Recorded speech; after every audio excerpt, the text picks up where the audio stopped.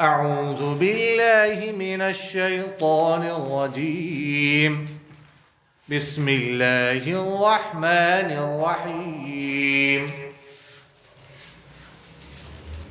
وإذ قلنا للملائكة اسجدوا لآدم فسجدوا إلا إبليس أبى واستكبر وكان من الكافرين وقلنا يا آدم اسكن أنت وزوجك الجنة وكلا منها رغدا حيث شئتما ولا تقربا هذه الشجرة فتكونا من الظالمين فأزلهما الشيطان عنها فأخرجهما مما كانا فيه وقلنا اهبطوا بعضكم لبعض عدو ولكم في الأرض مستقر ومتاع إلى حين صدق الله العظيم. سورہ بقرہ آیت نمبر 34 ہے. وَإِذْ اور جب قُلْنَا ہم نے کہا لِلْمَلَائِكَةِ فرشتوں سے اسجدوا کہ تم سجدہ کر لو لآدم آدم کو فسجدوا بس سجدہ کیا انہوں نے الا ابلیس مگر ابلیس شیطان نے نہیں کیا. ابا تکبر کیا ابا انکار کیا اس نے واستکبر اور تکبر کیا وَكَانَ مِنَ الْكَافِرِينَ اور تھا وہ کافروں میں سے یا ہو گیا وہ کافروں میں سے. وَقُلْنَا اور ہم نے کہا یا آدم اے آدم اسکن رہو تم انت تم وزوجک اور تمہاری بیوی الجنت جنت میں وَقُلَا اور کھاؤ منہا اس جنت میں سے رغداً وسعت اور فراغت کے ساتھ حیث جہاں سے شئتما تم دونوں چاہو ولا تقربا اور مت قریب جانا تم دونوں هذه الشجرة اس درخت کے فتکونا بس ہو جاؤ گے تم من الظالمین ظالموں میں سے. فأزل پھر ورغلایا ہما ان دونوں کو الشیطان شیطان نے عنہا اس درخت کی وجہ سے فأخرجہما پھر نکالا ان دونوں کو شیطان نے مما اس راحت میں سے کانا جس میں تھے وہ دونوں فیہ جس میں. وقلنا اور ہم نے کہا اہبطوا اترو تم بعضکم تمہارے بعض لبعض بعض کے لیے عدو دشمن ہوں گے ولکم اور تمہاری لیے فی الارض زمین میں مستقر ٹھکانہ ہے ومتاع اور فائدہ ہے الی حین ایک وقت تک. اچھا جی یہ سورہ بقرہ آیت نمبر 34 35 اور 36 کا ترجمہ ہم نے پڑھ لیا. گزشتہ آیات میں ہم نے آدم علیہ السلام کی پیدائش اور ان کو اپنا نائب خلیفہ مقرر کرنے کے حوالے سے گفتگو عرض کی تھی. اور یہ بھی ہم نے عرض کیا تھا کہ انسان جنات اور فرشتوں دونوں سے افضل ہے. اور ہم نے عرض کیا تھا کہ کیسے افضل ہے اس حوالے سے ہم نے گفتگو عرض کی تھی کہ انسان سے پہلے دنیا میں جنات اور فرشتے دونوں رہتے تھے لیکن جنات بھی کائنات سے اچھی طرح فائدہ نہیں اٹھا سکتے تھے اور اس طرح فرشتے بھی. اور اس کے علاوہ ان کے پاس جو انسان کے پاس علوم ہے وہ دونوں کے پاس نہیں تھے. تو اس لیے ایک ایسی مخلوق پیدا کرنے کی ضرورت تھی جو اس کائنات سے فائدہ اٹھا سکے. تو اس لیے اللہ تعالیٰ نے انسان کو پیدا کیا اور انسان کو ہی اپنا نائب مقرر کر دیا، خلیفہ بنا دیا کیونکہ وہ دونوں کو خلیفہ، ان دونوں میں، فرشتوں اور جنات دونوں میں اپنا نائب اور خلیفہ بننے کی صلاحیت نہیں تھی. اس حوالے سے ہم عرض کر چکے.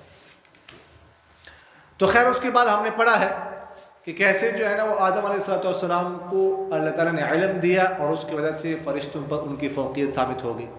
جب فرشتوں پر ان کی فوقیت آدم علیہ السلام کی اور فضیلت ثابت ہو گئی تو اب اللہ تعالیٰ نے فرشتوں سے حکم کیا کہ تم آدم کو سجدہ کرو. یعنی گویا کہ اب سلامی دلوانا چاہتے ہیں اللہ تعالیٰ فرشتوں سے آدم کے لیے. تو اللہ تعالیٰ فرماتے ہیں کہ ہم نے فرشتوں سے کہا کہ تم سجدہ کرو آدم کو. سجدہ کیا فرشتوں نے، ابلیس نے، شیطان نے سجدہ نہیں کیا. اس نے تکبر کیا، انکار کیا اور ہو گیا کافر میں سے. اب یہاں پر آپ کے ذہن میں بھی ایک سوال پیدا ہوا ہوگا اور سب کے ذہن میں پیدا ہوتا ہے کہ اللہ تعالیٰ فرماتے ہیں کہ ہم نے فرشتوں سے کہا کہ تم سجدہ کر لو، ٹھیک ہے، اور آگے کہتے ہیں کہ شیطان نے سجدہ نہیں کیا. شیطان سے تو کہا ہی نہیں تھا، وہ تو فرشتوں سے کہا تھا.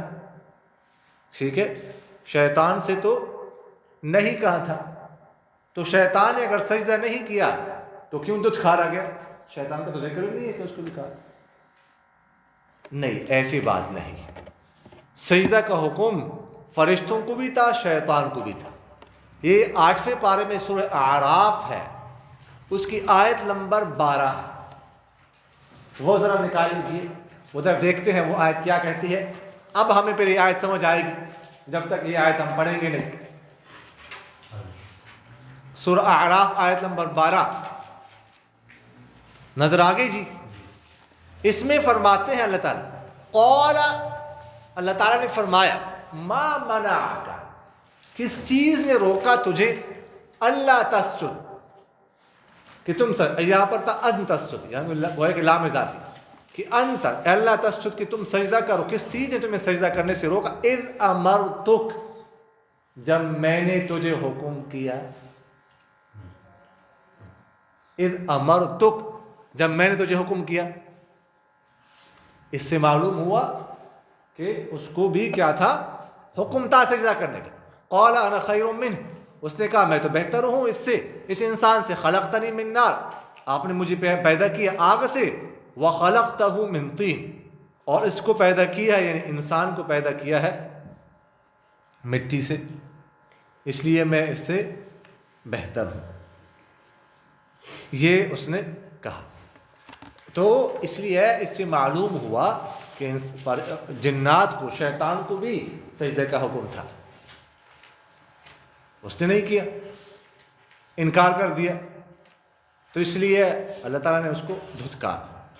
اور دوسری بات یہ ہے کہ جب فرشتے جنات سے اعلیٰ مخلوق تھے، فرشتوں کو حکم ہوا تو جنات کو بطریق اعلیٰ ہوا تھا. جب فرشتوں نے کیا تو جنات کو تو بطریق اولا سجدہ کرنا چاہیے،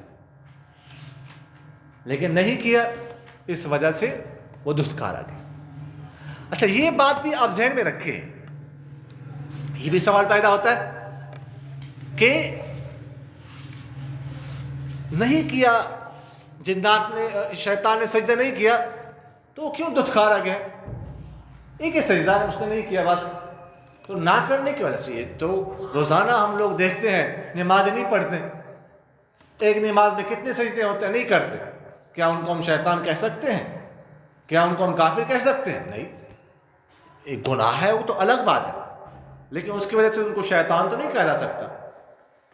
تو اس نے ایک سجدہ جو ہے نہیں کیا تو کیسے وہ دھتکارا گیا؟ لوگ تو روزانہ کئی سجدے چھوڑتے ہیں لیکن ان کو شیطان کافر تو نہیں کہہ سکتے. تو جواب اس کا یہ ہے کہ جناب والا، یہ اصل میں نہ کرنے کی وجہ سے نہیں دھتکارا گیا، اس نے اللہ تعالیٰ کے ساتھ معارضہ کیا، مقابلہ کیا. صرف نہ سجدہ نہ کرنے کی وجہ سے نہیں، یہ دھتکارا گیا یہ اللہ کے حکم کا معارضہ کرنے کی وجہ سے، مقابلہ کرنے کی وجہ سے. اور مقابلہ بھی تکبر کے انداز میں، تکبر کیا نا. اس نے کہا آپ نے مجھے آگ سے پیدا کیا ہے، اس کو مٹی سے پیدا کیا ہے، اور خلاصہ اس نے کیا نکالا کہ آگ اوپر اٹھتی ہے اور مٹی نیچی ہوتی ہے، تو جو چیز اوپر جاتی ہے وہ افضل ہوتی ہے مٹی سے، لہذا میں افضل ہوں انسان سے۔ یہ تکبر ہے، اس لیے دھتکارا گیا، حالانکہ اس کے بڑی غلط فہمی تھی جو اس نے نتیجہ نکالا کہ آگ بہتر ہوتی ہے مٹی سے۔ یہ غلط بات ہے، مٹی بہتر ہوتی ہے آگ سے، اور اس پر معرف القرآن میں مولانا ادریس کاندھولی رحمہ اللہ، ایک تو معرف القرآن مفتی شفیع صاحب رحمہ اللہ کی ہے، ایک معرف القرآن مولانا ادریس کاندھولی رحمہ اللہ کی ہے، انہوں نے یہاں پر اس بات پہ تفصیلی بحث کی ہے کہ مٹی بہتر ہوتی آگ سے، 9 دلائل دیے۔ خیر وہ تفصیل میں جانے کا موقع تو نہیں ہے، انہوں نے کہا دیکھ آگ جو ہے نا وہ تو مہلک ہے، ہلاک کرتی ہے چیز کو، محرق ہے، جلاتی ہے، اور مٹی نہ ہلاک کرتی ہے نہ جلاتی ہے۔ اور اس کے علاوہ جو ہے نا ایسی مخلوق بھی ہے دنیا میں جس کو آگ کی ضرورت ہی نہیں پڑتی، مثلا جنات کو آگ کی ضرورت کوئی نہیں، ہم تو کھانا پکانے کے لیے ہمیں ضرورت ہے، ان کو نہیں ہے۔ یہ جنگلوں میں جو رہتے ہیں جانور، شیر بھی کھاتے ہیں، گوشت بھی کھاتا ہے، اس کو آگ کی ضرورت ہے نہیں ہے۔ ہمیں ہے کچھ مخصوص کام، لیکن مٹی سے کوئی بھی شخص جو ہے نا وہ مستغنی نہیں ہو سکتا، ایسے کوئی مخلوق نہیں جو کہ مجھے مٹی کی ضرورت نہیں۔ ہماری ساری غذائیں مٹی سے نکلتی ہیں، اور اس کے علاوہ جو ہے نا مٹی جو ہے نا وہ چیز کو محفوظ کرتی ہے، آگ اس کو محفوظ نہیں کرتی، آگ تو جلاتی ہے، اور مٹی جو ہے نا آگ کی طبیعت میں تیش ہے، غصہ ہے، مٹی کی طبیعت میں سکون ہے، وقار ہے، وغیرہ ذالک۔ خیر لمبی بات انہوں نے کی ہے، تو اس لیے جو ہے یہ اس کا نتیجہ یہ غلط تھا کہ جو اس نے کہا، اور خاص کر تکبر کے انداز میں کہا، تو اس لیے وہ دھتکارا۔ اچھا یہاں پر پھر اگلی بات یہ ہے کہ یہ جو سجدہ ہے اللہ تعالیٰ نے فرشتوں سے کہا تم سجدہ کرو، کس کو؟ آدم کو۔ آدم مخلوق ہے، مخلوق کے لیے سجدہ کرنا یہ کیسے جائز ہو سکتا ہے؟ سجدہ تو اللہ کے لیے ہوتا ہے، اللہ کے علاوہ کسی اور کے لیے نہیں ہوتا، ہم تو یہ پڑھتے ہیں۔ تو یہ بات آپ ذہن میں رکھیں کہ سجدہ جو ہے نا، سجدہ وہ 2 قسم کا ہے۔ ایک ہے سجدہ عبادت، عبادت کے لیے سجدہ کرو، اور دوسری قسم ہے سجدہ تحیہ یا سجدہ تعظیم بھی اس کو کہا جاتا ہے۔ سجدہ عبادت تو صرف اللہ کے لیے جائز ہے، کسی اور کے لیے جائز نہیں ہے، نہ ہماری شریعت میں جائز ہے، نہ ہم سے قبل کسی اور کی شریعت میں جائز تھا۔ عبادت صرف اللہ کی ہو سکتی ہے، اللہ کے علاوہ کسی اور کے لیے نہیں، وہ کبھی جائز ہوا ہی نہیں ہے۔ البتہ سجدہ تعظیم پہلی شریعتوں میں جائز تھا، سجدہ تحیہ جس کسی کی تعظیم کے لیے سجدہ کرنا یہ پچھلی شریعتوں میں جائز تھا۔ یہ پچھلی شریعتوں میں تعظیم کے لیے سجدہ ایسا ہی تھا جیسے ہماری شریعت میں کسی کے لیے کسی مصافحہ کرنا، معانقہ کرنا یا ہاتھ چھونا، ایسا ہی تھا بس۔ لیکن ہماری شریعت میں اس کو جائز قرار دیا، ہماری شریعت میں ہر اس چیز کو ناجائز قرار دے دیا گیا جو چیز شرک وغیرہ کے ذریعے بن سکتی تھی، اس کو ناجائز قرار دے دی گئی۔ دیکھو پچھلی شریعتوں میں تصویر بنانا، جاندار کی تصویر جائز تھی، قرآن پاک سے ثابت ہے۔ قرآن پاک میں اللہ تعالیٰ فرماتے ہیں جنات کے بارے میں، يَعْمَلُونَ لَهُ مَا يَشَاءُ مِن مَحَارِيبَ وَتَمَاثِيلَ وَجِفَانٍ كَالْجَوَابِ، کہ وہ عمل کرتے تھے، جنات بناتے تھے سلیمان علیہ السلام کے لیے محراب، تماثیل، تمثال کی جمع مورتیاں، مجسمے، تصویر، بالفاظ دیگر تصویر، مورتی کسی کی شکل ہوتی ہے نا، یہ تصویر جائز تھی، لیکن ہماری شریعت میں اس کو ناجائز قرار دیتی ہے۔ کیوں؟ اس لیے کہ یہ تصویر شرک کا ذریعہ بن سکتی ہے، اس کی عبادت کی جا سکتی ہے، اس کو ناجائز قرار دے دیا گیا۔ تو ہر وہ چیز جو شرک کا ذریعہ بن سکتی ہے اس کو ناجائز قرار دیتی ہے۔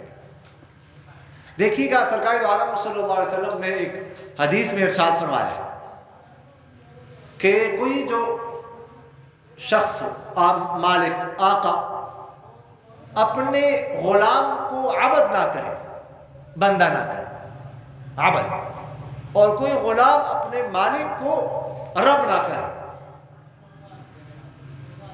اب دیکھیے گا عبد کا جو لفظ ہے عربی میں غلام کو کہا جاتا ہے، اس میں کوئی خرابی نہیں ہے،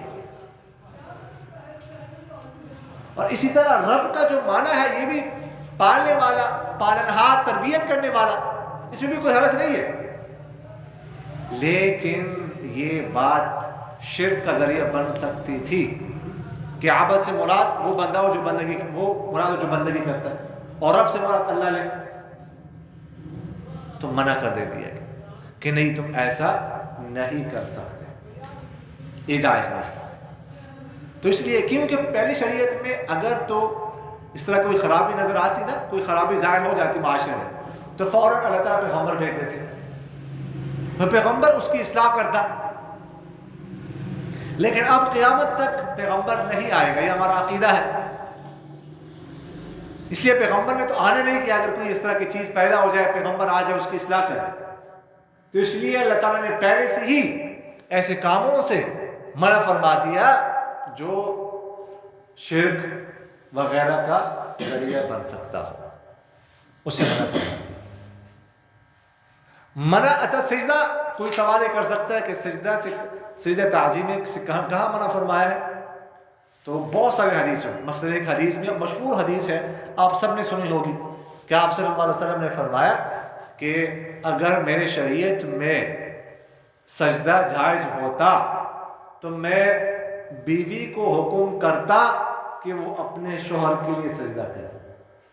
اور یہ حدیث، اس کو حدیث کو محدثین نے متواتر کہا ہے، متواتر حدیث۔ لیکن چونکہ میرے شریعت میں سجدہ کسی کے لیے جائز نہیں ہے، سجدہ تعظیم، عبادت تو ویسے جائز نہیں ہو سکتا، تو کسی بھی شریعت میں جائز نہیں ہو، اس لیے میں نے یہ حکم خواتین کو نہیں دیا۔ یہی وجہ ہے کہ کسی کے لیے رکوع کرنا، اگرچہ تعظیم کے لیے کیوں نہ، سجدہ کرنا جائز نہیں۔ اور یہاں تک فقہاء نے لکھا ہے کہ کسی کے لیے جھکنا جو رکوع کی شکل میں ہو، ادب اور احترام، یہ بھی جائز نہیں۔ اور یہاں تک فقہاء نے فرمایا ہے کہ ایسے کسی کے سامنے ہاتھ باندھ کے کھڑا ہو جانا جیسے نماز میں کھڑے ہوتے ہیں تعظیماً، یہ بھی جائز نہیں، اسی میں بس یہی وہی بات جو میں نے آپ سے عرض کی کہ یہ چیزیں جو ہے نا وہ آگے خرابی کا ذریعہ جو ہے نا وہ بن سکتی ہے، تو اس لیے صدًا للذریعہ ان کاموں کو منع قرار دے دیا ہے۔ تو یہ یہاں پر جو سجدہ تھا وہ سجدہ تعظیمی مراد تھا، سجدہ عبادت جو ہے وہ نہیں تھا۔ اچھا آگے فرماتے ہیں وَكَانَ مِنَ الْكَافِرِينَ، یہ شیطان ابلیس کون تھا؟ یہ بات تو کنفرم ہے، پہلے ہم عرض کر چکے ہیں کہ جنات میں سے تھا۔ کان من الجن ففسق عن امر ربه، جنات میں سے تھا، اللہ کے حکم سے نکل گیا، یہ تھا۔ لیکن اس کی اصلیت پہلے کیا تھی؟ پہلے سے یہ گڑبڑی تھا یا پہلے سے ٹھیک تھا؟ تو ایک رائے تو یہ کہ پہلے سے یہ ٹھیک تھا، نیک تھا، لیکن جب انسان جو ہے نا وہ خلیفہ بنایا گیا تو اس کو حسد ہوا انسان سے کہ میرے بعد جو ہے وہ پیدا ہوا ہے اور یہ طویل عرصہ میں نے عبادت کی ہے، میرے بعد پیدا ہوا ہے، تو یہ مجھ سے کیسے بہتر ہو گیا، حسد میں مبتلا ہو گیا۔ وَكَانَ مِنَ الْكَافِرِينَ، مطلب وہ ہو گیا کافروں میں سے، پہلے ٹھیک تھا اب اس نے کفر اختیار کیا۔ دوسری رائے یہ ہے کہ یہ پہلے سے ہی ٹھیک نہیں تھا، یہ منافق تھا، شروع سے اس کے دل میں ایمان نہیں تھا. یہ جب اللہ تعالیٰ نے جنات کو حکم دیا کہ تم یہاں سے نکلو، زمین سے نکلو، جزائر جنگلوں میں چلے جاؤ، جب جنات نے فساد خونریزی شروع کی تو اللہ تعالیٰ نے ان کو زمین سے نکل جانے کا حکم دیا کہ تم جزیروں میں چلے جاؤ، وہاں پر رہنے لگ جاؤ. تو اب ظاہر ہے کہ جب جنات کو یہاں سے نکل جانے کا حکم ہوا تو چونکہ شیطان بھی جنات میں سے تھا، اب وہ شیطان کو بھی حکم ہو گیا کہ تم نکل جاؤ یہاں سے. لیکن شیطان فرشتوں کے ساتھ رہتا تھا، بڑی عبادت کرتا تھا، ہر وقت عبادت، بڑا عالم تھا. شیطان کو طاووس الملائکہ کہا جاتا تھا. یعنی مور نہیں تو مور، فرشتوں کا مور. مور جو ہے نا اس کو پرندوں میں ایک جو ہے نا وہ اہم حیثیت حاصل، تو اس لیے اس کو بھی طاووس الملائکہ، فرشتوں کا مور کہا جاتا تھا.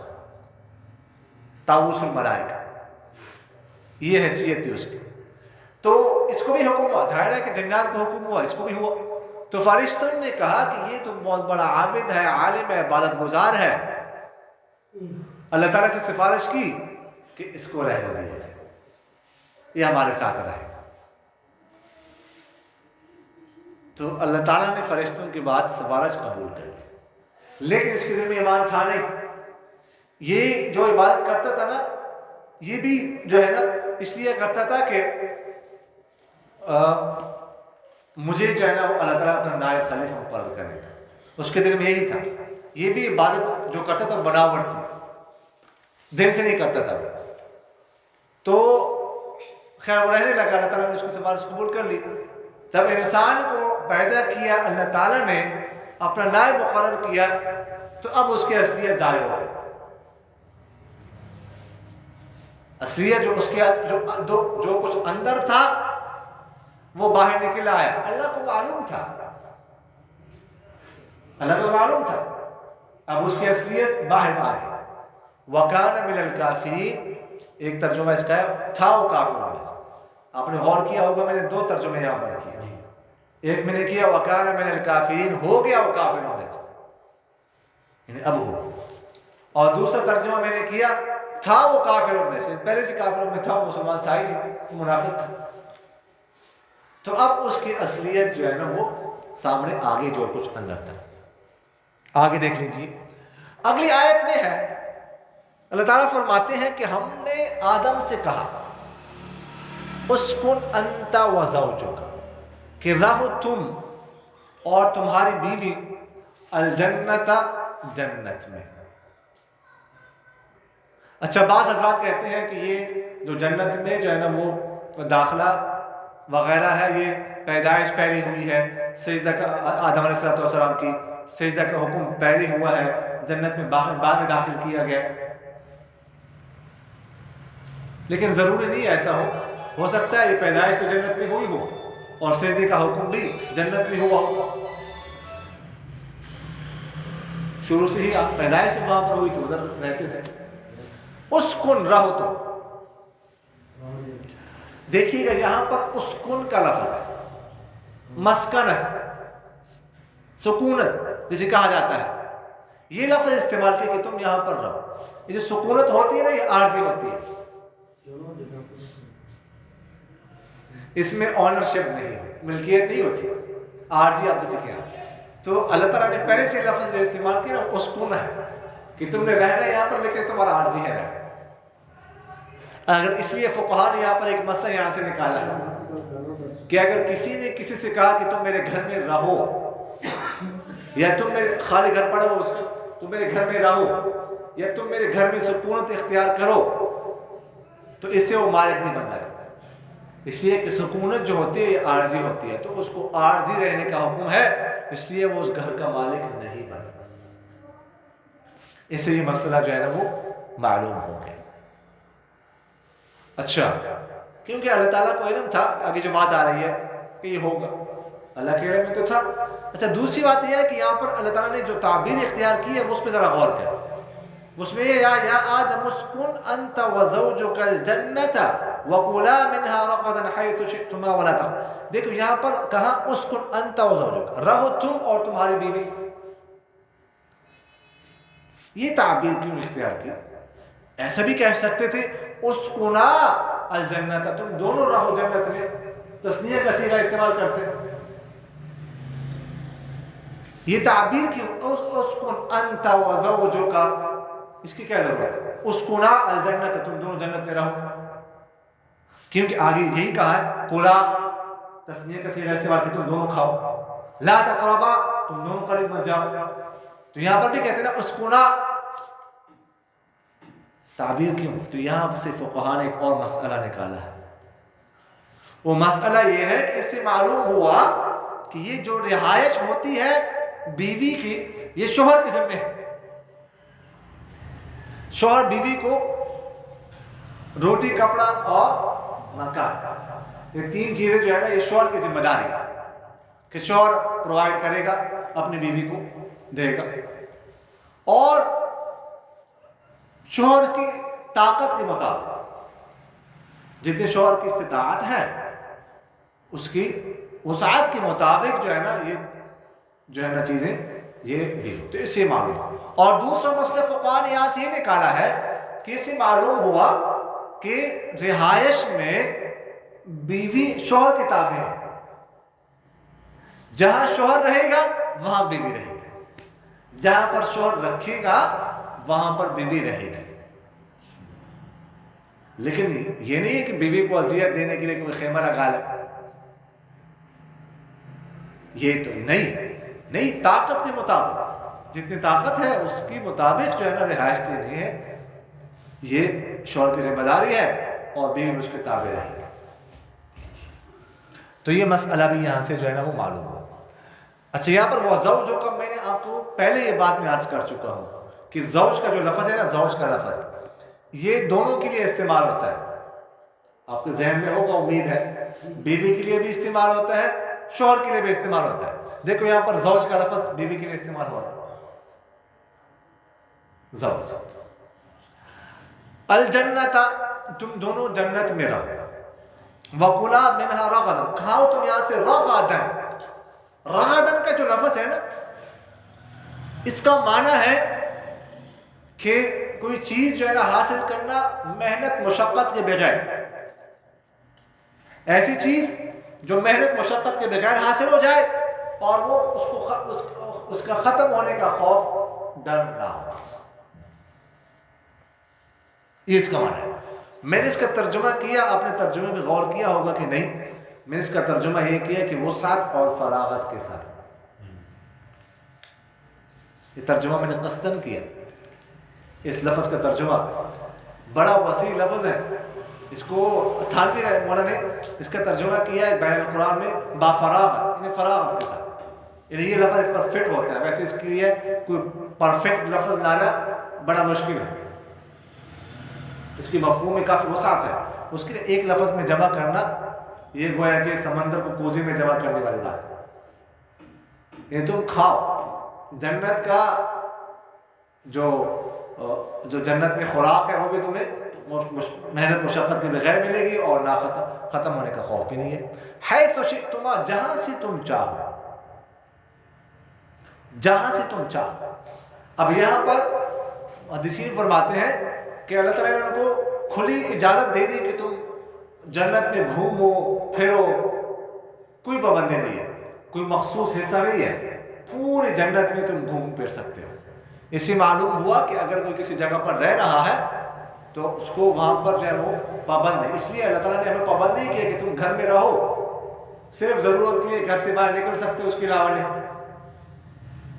نہیں، ضرورت کے بغیر بھی نکل سکتے ہو. تو یہاں پر بھی کیا ضرورت ہو یا نہ ہو جنت میں گھوم پھر سکتے ہو. وَلَا تَقْرَبَا هَٰذِهِ الشَّجَرَةَ، لیکن اس درخت کے قریب مت جانا. ایک تو یہاں پر کہا کہ تم اس درخت کے قریب مت جاؤ، تعبیر دیکھیں ذرا. یہ نہیں کہا کہ تم اس درخت میں سے مت کھاؤ. اصل تو جو روکنا ہے نا وہ تو کھانے سے مقصود، روکنا تو کھانے سے ہے، یہ کھانا نہیں کچھ وہاں سے. لیکن یہاں پر کہا جائے قریب بھی مت جاؤ، اس لیے کہ قریب تم جاؤ گے تم جانے پہ وہاں سے کھاؤ گے۔ اس سے فقہاء نے جو ایک مسئلہ نکالا، ایک اصول نکالا سدًا للذریعہ، وہ ثابت ہو رہا ہے کہ بعض چیزیں ایسی ہوتی ہیں جو بذات خود تو جائز ہوتی ہیں لیکن وہ کسی ناجائز کام کا ذریعہ بن سکتی ہیں، تو اسی بھی روکا گیا۔ اب یہاں پر درخت کے اصل تو مقصود تو درخت سے کھانے سے روکنا مقصود ہے نا، لیکن قریب جانے سے روکا اس لیے کہ قریب جا کر ممکن ہے کہ تم اس میں سے کھاؤ، اس سے کھاؤ، اس لیے ایسے منع فرمایا۔ عورت کو شہوت کی نگاہ سے مت دیکھو، کیوں؟ ہو سکتا ہے کہ آگے بال بڑھ جائے، اب یہ سدًا للذریعہ ہے، اس کو سدًا للذریعہ کہتے ہیں فقہاء کے اصول میں، تو اس سے یہ ثابت ہو گیا۔ کون سا درخت، یہ کون سے درخت سے منع کیا؟ تو یہ ذہن میں رکھیے گا کہ کہیں بھی نہ قرآن پاک میں اور نہ ہی کسی صحیح حدیث میں اس درخت کا ذکر ہے کہ کون سا درخت تھا، اس کا ذکر موجود نہیں ہے۔ بعض مفسرین فرماتے ہیں کہ اس سے گندم کا درخت مراد ہے، بعض نے کہا ہے اس سے انگور کا درخت مراد ہے، بعض نے کہا ہے اس سے انجیر کا درخت مراد ہے، بعض نے کہا ہے اس سے زیتون کا درخت مراد ہے، لیکن زیادہ رائے یہ ہے کہ گندم کا درخت تھا۔ لیکن واللہ اعلم، میں نے آپ سے عرض کیا کہ کسی اس کی تعین کہیں بھی نہیں ہوئی، اور بعض مفسرین نے تو فرمایا کہ جیسے اللہ نے اگر اس کی تعین نہیں کی تو ہمیں بھی تعین کرنے کی ضرورت نہیں۔ ابہموا ما ابہم اللہ، جس چیز کو اللہ نے مبہم رکھا ہے تم بھی اس کو مبہم رکھو، کوئی ضرورت کوئی اس کے ساتھ کوئی شرعی مسئلہ متعلق نہیں۔ تو خیر بہرحال فرمایا کہ تم اس درخت کے قریب مت جانا، فتکونا من الظالمین، وگرنہ تم ہو جاؤ گے ظالموں سے۔ پہلے سے بتائیں فَأَزَلَّهُمَا الشَّيْطَانُ، پھر شیطان نے ان کو پھسلایا اور غلایا۔ ازل زلہ سے نکلا، ازلہ کا لفظ، زلہ کہتے ہیں کسی کو نا لغزش میں مبتلا کر دیتے ہیں۔ شیطان نے ان دونوں کو لغزش میں مبتلا کر دیا، فَأَخْرَجَهُمَا مِمَّا كَانَا فِيهِ، اس راحت سے نکال دیا ان کو جس میں وہ دونوں تھے۔ تو ہم نے ان سے کہا کہ تم اترو یہاں سے، بعض تمہارے بعض کے لیے دشمن ہوں گے قیامت تک۔ جب اللہ تعالیٰ نے آدم اور حضرت حوا کو کہا کہ تم رہو جنت میں، لیکن اس شرط کے ساتھ کہ اس درخت کے پاس نہیں جانا، تو آدم علیہ السلام حضرت حوا دونوں رہنے لگے، نہیں جا رہے اس کے پاس۔ کچھ عرصہ گزرنے کے بعد شیطان نے یہاں پر تو یہ کہ ورغلایا، پھسلایا۔ کیسے؟ جنت سے تو وہ نکالا گیا تھا، تو یہ دونوں حضرات تو جنت میں رہ رہے ہیں، تو کیسے پہنچا جنت میں؟ کیسے پہنچا اس کے بارے میں کوئی وضاحت تو موجود نہیں ہے کہ خباثت اس نے کیسے کی، یہ شیطان ہے اس نے کیسے کی۔ آدم علیہ السلام کا جو ان کو حوا کو نا جو لغزش میں مبتلا کیا، یہ اس نے کیا کرتب دکھایا، اس کی وضاحت نہیں۔ لیکن جنت میں دخول ضروری نہیں ہے کہ وہ داخل ہو چکا ہو، وہ شیطان تھا اور جن تھا نا، اس کو جنات کے پاس، شیاطین کے پاس انسان کو دھوکہ دینے کی مختلف صورتیں ہیں۔ مثلا وہ وسوسہ دل میں ڈال سکتا ہے، ہمارے دل میں ڈال تو رہا ہے، ڈالتا نہیں ہے شیطان، وسوسہ ڈالا ہو ممکن، یا بعض حضرات نے فرمایا کہ ہو سکتا ہے مسمرزم کی صورت میں ان کے ذہن کو متاثر کر دیا، یا یہ بھی ہے کہ کسی دوسری شکل میں آیا ہو، شیطان سانپ کی شکل میں گیا ہو، کسی اور جانور کی شکل میں جا کے نا گفتگو کی ہو اس صورت میں، یا باہر سے بھی گفتگو ہو سکتی ہے، جنت سے باہر سے بھی بات ہو سکتی ہے، سمجھ آ گئی؟ اچھا جی، تو آدم علیہ السلام نے اس کی بات کیسے مان لی؟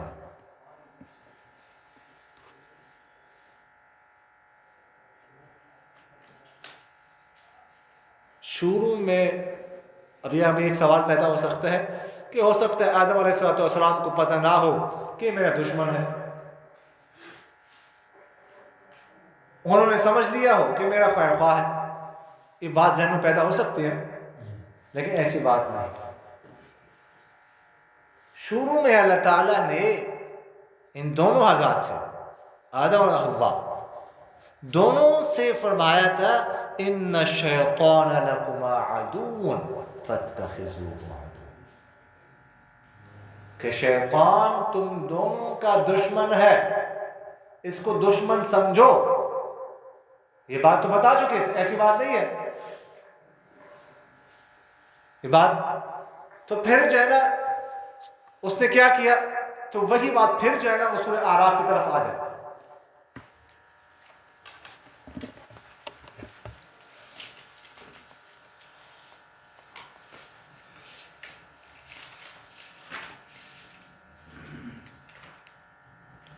اس سورہ اعراف کی آیت نمبر 20 ہے۔ یہ شیطان آدم علیہ السلام کے پاس گیا،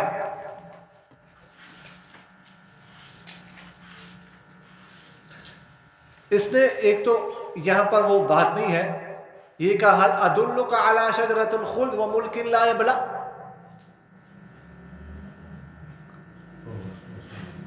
نہیں یہ جو بات بتا رہا ہوں یہاں پر نہیں، پہلے وہ گیا، بعض مفسرین نے یہ لکھا ہے کہ اس نے کہا آدم علیہ السلام سے کہ تمہیں خوش ہونے کی ضرورت نہیں ہے، جنت میں رہ، یہ زندگی تو ختم ہو جائے گی ایک دن۔ آدم علیہ السلام نے پوچھا ختم کیسے ہوگی؟ اس نے کہا موت آئے گی تمہیں۔ آدم علیہ السلام نے کہا موت کیا ہے؟ اس نے کوئی شکل بنائی کہ موت یوں آئے گی، پھر جو ہے نا وہ نزع کا عالم ہوگا، پھر روح نکل جائے گی، زندگی ختم ہو جائے گی۔ اچھا یہ بھی ہوگا؟ جی ہاں۔ تو آدم علیہ السلام نے پوچھا کہ اس نے پھر کہا کہ ادلک علی شجرۃ الخلد یا ملک لا یبلی، کہ ہم تمہیں ایسی بات بتاؤں، ہمیشگی کا درخت بتاؤں اور ایسی بچہ جو ختم ہونے والی نہ ہو۔ آدم علیہ السلام نے کہا کہ ہاں بالکل بتائیں۔ تو اس نے کہا اس درخت سے کھاؤ، اس درخت کا پھل کھاؤ۔ آدم علیہ السلام نے فرمایا کہ مجھے تو روکا گیا اس درخت کے پھل کھانے سے۔ تو اب شیطان نے کہا یہاں پر وقال، آیت نمبر 20، وقال ما نهاكما ربكما عن هذه الشجرة الا ان تكونا ملكين او تكونا من الخالدين۔ وہ کہنے لگا ما نهاكما ربكما، کہ نہیں تم دونوں کو منع کیا ہے تمہارے رب نے اس درخت کے کھانے سے، مگر اس لیے منع کیا ہے کہ تم دونوں فرشتے ہو جائیں گے یا تم ہو جائیں گے دونوں ہمیشہ رہنے والوں میں سے۔ یہ تو اس لیے اس میں کوئی خرابی نہیں ہے، کوئی مسئلہ نہیں ہے، بس اس لیے کہ اگر تم کھاؤ گے تو فرشتے بن جاؤ گے، ہمیشہ رہنے والے بن جاؤ گے پھر، اس لیے اور اس کے دل میں بات ڈالی کہ فرشتے بن جاؤ گے اللہ کے بندے. شیطان نے کہا گناہ تم سے کوئی نہیں ہوگا, انسان ہو, گناہ کرو گے, گناہ سے بچ جاؤ گے, اللہ کی اطاعت ہی اطاعت کرو گے. ابھی بات ذہن میں آنے والی تو ہے, لیکن پھر بھی آدم علیہ السلام نے کہا کہ نہیں یار, مجھے کیا پتا کہ تم صحیح کہہ رہے ہو یا غلط کہہ رہے ہو. تو آگے بات آیت نمبر 21 دیکھو. وَقَاسَمَهُمَا إِنِّي لَكُمَا لَمِنَ النَّاصِحِينَ. شیطان نے وہ دونوں کے لیے قسمیں اٹھانے لگا, بڑی بڑی قسمیں اٹھانے لگا. إِنِّي لَكُمَا لَمِنَ النَّاصِحِينَ, کہ میں تم دونوں کے لیے خیرخواہ ہوں, میں خیرخواہی کی بات کر رہا ہوں. بڑی بڑی قسمیں اٹھائی. تو جب شیطان نے قسم اٹھائی تو آدم علیہ السلام کو تو یہ تصور بھی نہیں تھا کہ کوئی اس طرح جھوٹ بھی بول سکتا ہے اور کوئی اللہ کی جھوٹی قسم بھی اٹھا سکتا ہے. آدم علیہ السلام کا دل نہیں تھا, شیشہ تھا وہ, ایسا اندر تو ایسا کچھ بھی نہیں تھا. اس لیے جو نیک بندہ ہوتا ہے نا اس کو دھوکہ جلدی دے سکتے ہیں, اس لیے کہ وہ اعتماد جلدی کرتا ہے. اس کے اندر جو ہوتا ہے وہ دوسروں کے بارے میں وہی سوچتا ہے کہ جس طرح میں صاف ہوں اس طرح دوسروں بھی صاف ہوگا, وہ دھوکہ دے دیتے ہیں. آدم علیہ السلام نے کہا کہ اللہ کی کوئی جھوٹی قسم نہیں اٹھا سکتا ہے. لگتا ہے کہ یہ بات صحیح کہہ رہے ہیں. تو وہاں سے دونوں نے کھایا. فَدَلَّاهُمَا بِغُرُورٍ فَلَمَّا ذَاقَا الشَّجَرَةَ بَدَتْ لَهُمَا سَوْآتُهُمَا وَطَفِقَا يَخْصِفَانِ عَلَيْهِمَا مِنْ وَرَقِ الْجَنَّةِ. یہ آیت نمبر جو ہے نا وہ 22, کہ جب وہ دونوں نے کھایا اس درخت میں سے نا تو فوراً جو اوپر لباس تھا جنت کا, دونوں کا لباس اتر گیا. تو پتھے اپنی اٹھا کر اپنی شرمگاہ کو دونوں چھپانے لگے. وَنَادَاهُمَا رَبُّهُمَا, وہاں پر اللہ تعالیٰ نے ان کو پکارا. أَلَمْ أَنْهَكُمَا عَنْ تِلْكُمَا الشَّجَرَةِ, کیا میں نے تم دونوں کو اس درخت سے روکا نہیں تھا. وَأَقُلْ لَكُمَا, اور میں نے تمہیں کہا نہیں تھا إِنَّ الشَّيْطَانَ لَكُمَا عَدُوٌّ مُبِينٌ, کہ شیطان تمہارے لیے کھلا دشمن ہے. تو اس سے معلوم ہوا کہ آدم علیہ السلام کو اللہ تعالیٰ نے پہلے بتا دیا تھا کہ یہ دشمن ہے. یہ نہیں کہ اس کو آدم علیہ السلام کو پتہ نہیں تھا کہ شیطان, پتہ تھا کہ شیطان ہے. اور شیطان اسی انتظام میں تھا کہ جب آدم علیہ السلام پر پابندی لگ گئی کہ اس درخت میں سے نہیں کھانا, تو اب شیطان کو موقع مل گیا. کیونکہ بندے کو وہاں پر بندہ پھنسا سکتا ہے نا جہاں پر کوئی پابندی ہو. پابندی نہ پر تو نہیں پھنسا سکتے. تو پابندی جب شیطان کو نظر آ گئی نا تو اس نے کہا یہ یہاں سے میں اندر گھس سکتا ہوں. شیطان نے کہا ہے کہ میں آگے بھی آؤں گا, پیچھے سے بھی آؤں گا, دائیں سے بھی آؤں گا, بائیں سے بھی آؤں گا, اوپر سے بھی آؤں گا, نیچے سے بھی آؤں گا. انسان کو دھوکہ دینے کے لیے, انسان کو گمراہ کرنے کے لیے یہ میں آؤں گا. تو یہاں پر آدم علیہ السلام وہ کام گزر. یہ واقعہ آپ کے سامنے آ گیا. یہاں ان آیات کو ملا کر نا آپس میں واقعہ آپ کے سامنے آ گیا. اب یہ سوال تو پیدا ہوتا ہے نا کہ جب اللہ تعالیٰ نے کہہ دیا کہ شیطان سے بچو, اور شروع میں کہا ہے, اللہ تعالیٰ خود فرما رہے ہیں کہ شیطان تمہارا دشمن ہے, تو پھر شیطان کی بات کیوں مان لی آدم علیہ السلام نے؟ اس کے مختلف جوابات دیے ہیں مفسرین نے. بعد نے یہ جواب دیا ہے کہ اصل میں اللہ تعالیٰ نے ان سے کہا تھا نا حضرت آدم اور حضرت حوا سے کہ اس درخت میں سے نہیں کھانا. انہوں نے یہ سمجھا کہ شاید یہی درخت مراد ہے, جیسے جو دوسرے درخت ہیں وہ مراد نہیں ہے. جیسے ایک حدیث میں آپ صلی اللہ علیہ وسلم نے فرمایا کہ ہاتھ میں ریشم اور سونا پکڑ کر فرمایا کہ میری امت کے مردوں پر یہ حرام ہے، ریشم اور سونا۔ اب اس کا مطلب کیا ہے؟ کوئی بھی ریشم ہو، کوئی بھی سونا ہو، وہ مردوں پر حرام ہے۔ لیکن کسی کے ذہن میں آ سکتے ہیں کہ یہ جو آپ صلی اللہ علیہ وسلم کے ہاتھ میں ریشم اور سونا ہے شاید یہی حرام ہو، اس کے علاوہ باقی ریشم اور سونا حلال ہو، لیکن یہ بات تو نہیں ہے۔ تو ان کے ذہن میں یہ آیا کہ شاید یہ مراد ہو، یا بعض حضرات نے یہ جواب دیا ہے کہ ہو سکتا ہے آدم علیہ السلام نے یہ سوچو، شیطان نے بھی کہا ہو کہ اصل میں یہ شروع میں تمہارے لیے یہ چیز، یہ درخت پر پابندی تھی کہ تم میں طاقت نہیں تھی یہ غذا کھانے کی۔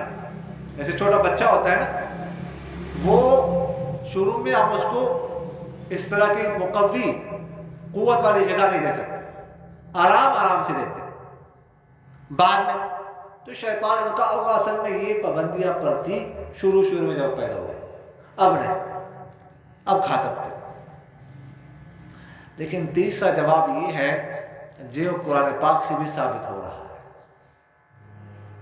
قرآن پاک میں اللہ تعالیٰ فرماتے ہیں فَنَسِيَ وَلَمْ نَجِدْ لَهُ عَزْمًا،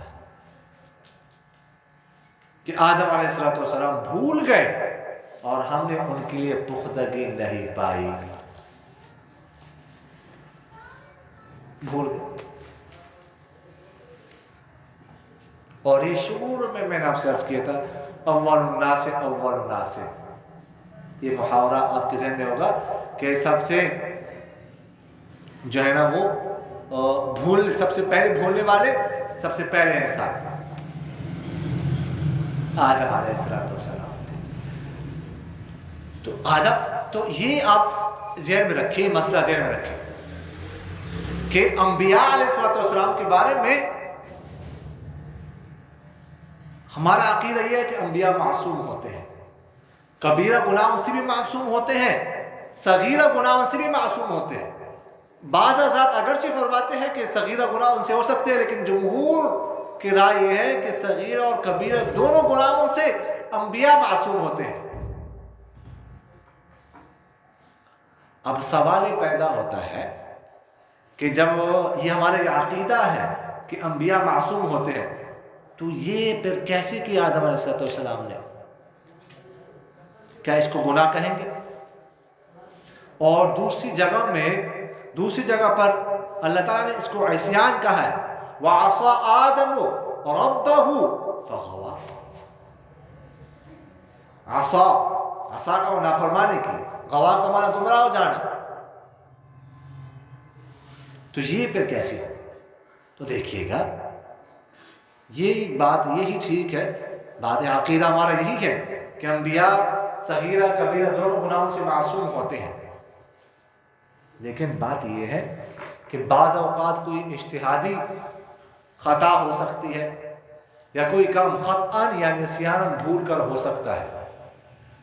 اجتہادی خطا جسے کہا جاتا ہے نا، کسی اجتہاد کیا، کوئی اجتہاد غلط ہو گیا، تو اس کی وجہ سے اس کو گناہ معصیت نہیں کہہ سکتے، یا کوئی کام خطأً یا نسیان بھول کر ہو گیا اس کو معصیت نہیں کہہ سکتے۔ تو یہ تو بھول کر ہوا، اللہ تعالیٰ نے خود فرمایا بھول گیا، اس لیے اس کو معصیت نہیں کہہ سکتے۔ یہ معصیت نہیں ہے، یہ گناہ نہیں ہے۔ خطا اور نسیان، خطأً کوئی کام ہو جانا، بھول کر ہو جانا، یہ تو حدیث شریف میں آتا ہے نا کہ خاطی سے اور ناسی سے، جو غلطی میں کام کر بھول کر اس سے کر۔ آدم علیہ السلام کے لیے عصا اور غوا دونوں کا لفظ استعمال ہوا ہے، لیکن آدم علیہ السلام کا عاصی اور غاوی نہیں کہہ سکتے، اس میں فاعل کا جو صیغہ ہے وہ استعمال نہیں کر سکتے۔ تو بات یہی ہے کہ انبیاء جو ہے نا وہ معصوم ہے، ہم سب کا یہ عقیدہ ہے، صغیرہ گناہوں سے بھی اور کبیرہ گناہوں سے بھی۔ باقی یہ آیت اس میں آتا ہے اہبطوا، جمع کا صیغہ ہے، تو یہ تو دو تھے، جمع کا صیغہ کیسے استعمال کیا؟ اہبطا آنا چاہیے تھا، تثنیہ کا صیغہ۔ تو اس میں دو تفسیر یہاں پر کی گئی۔ بعض نے کہا کہ چونکہ ابھی تک شیطان کو بھی زمین پہ اتارا نہیں تھا، شیطان جنت سے تو نکالا گیا تھا لیکن زمین پر نہیں اتارا، اس کے لیے اترنے کا حکم نہیں ہوا تھا، تو حضرت آدم، حضرت حوا اور شیطان دونوں مل کر جمع ہو گئے، اس لیے جمع کا صیغہ استعمال کیا۔ بعض کا نہیں شیطان کو اتارا گیا تھا. اگر شیطان کو زمین پہ اتارا گیا تھا تو یہاں پر جو جمع کا صیغہ استعمال ہوا ہے یہ وہ کہ تعظیماً کہ آدم علیہ السلام ہمارے سب کے باپ ہیں. تو اس لیے گویا کہ ان کا اترنا زمین پر نہیں تھا, ہم سب کا اترنا, ہم بھی سب اترے, اس لیے جو ہے نا وہ جمع کا صیغہ لائے. اور فرمایا بعض تمہارے لیے دشمن ہوں گے. ایک سزا تمہیں نقد ملی آدم علیہ السلام کو, وہ سزا کیا؟ جنت سے نکالا گیا. اور دوسری سزا یہ ہے کہ تمہاری اولاد جو ہوگی وہ بھی آپس میں دشمن ہوگی. تو یہ دوسری گویا کہ سزا ہوگی. اولاد میں اگر دشمنی ہو تو والد کو پیار آرام نہیں ملتا, یہ ایک سزا ہوگا. یا بعض نے کہا کہ بعضکم لبعض عدو کا مطلب کہ بعض تمہارے بعض دشمن ہے, نہیں تمہاری شیطان کے ساتھ دشمنی چلتے رہے گی, یہ مراد ہے. باقی یہاں پر جو جنت کا لفظ آیا کہ جنت میں تھے آدم علیہ السلام, یہ واقعی جنت میں تھے, وہی جنت میں جو اوپر ہے جس میں ہم سب جائیں گے. بعض حضرات نے کہا کہ جنت سے مراد ہے نا وہ دنیا کا ایک باغ تھا, اصل جنت وہ نہیں. دنیا کے ایک باغ میں شیطان آیا تھا اندر داخل ہو کے, لیکن یہ بات غلط ہے. اس میں جو ہے نا ایک مشہور اور ابھی لمبا واقعہ ہے, اس کے طرف میں نہیں جاتا, ٹائم بہت ہو چکا ہے. حضرت آدم حضرت موسیٰ علیہ السلام کا دونوں کا ایک مکالمہ ہے, گفتگو ہے. اس میں موسیٰ علیہ السلام آدم سے کہتے ہیں عالم ارواح میں کہ اے آدم, آپ کو اللہ تعالیٰ نے اپنے ہاتھ سے پیدا کیا, اپنی روح پھونکی, آپ کو جنت میں ٹھہرایا, فرشتوں سے آپ نے سجدہ کروایا, جنت میں آپ کو ٹھہرایا, پھر بھی آپ نے نیچے اتارا ہمیں. آگے پھر آدم علیہ السلام بھی جواب دیتے ہیں, لیکن دیکھو وہاں پر بھی موسیٰ علیہ السلام نے کیا کہا تھا کہ جنت میں آپ کو ٹھہرایا. تو اصل جنت مراد, دنیا کے جو ہے نا وہ باغ مراد نہیں تھا. تو اس لیے یہ بات کہ دنیا میں دنیا کا ایک باغ مراد تھا, یہ مراد لینا یہ بات درست نہیں ہے. باقی کچھ باتیں جو ہے نا اس میں ہے وہ انشاءاللہ اگلے جمعے جو ہے نا اس کے حوالے سے گفتگو عرض کی جائے گی. اللہ تعالیٰ عمل کرنے کی توفیق عطا فرمائے. آمین. الحمدللہ رب العالمین والعاقبۃ للمتقین والصلاة والسلام على خیر خلقہ محمد وعلى آلہ واصحابہ اجمعین.